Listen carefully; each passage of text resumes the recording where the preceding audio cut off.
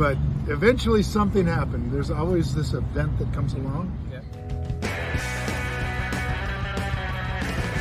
So when you first came to Chipotle, what were the characteristics that stood out to you that made you consider it? I found Chipotle because I love burritos. There was this place when I was investing up in Silicon Valley.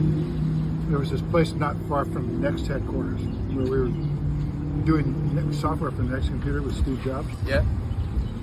They made the best burritos, right? And I moved away from there back to the East Coast, and I couldn't get a burrito like that.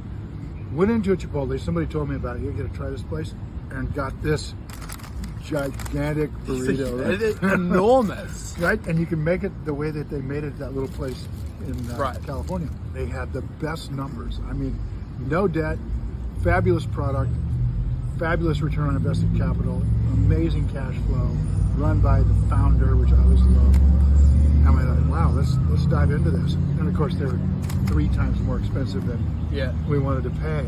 But eventually something happened. There's always this event that comes along. Yeah. The first time was the event, just the meltdown in 2008. We were able to get in at a pretty good price during that. Yeah. And then it shot up to about $750, and it started coming back down. I got out on the way up. I got out at about 500 or 600, which is my mistake that I always make. And then they got this E. coli thing in 2015. Man, the stock went from like 700 down to about 400. I wanted it to go even farther. I thought I wanted to buy it at around 250.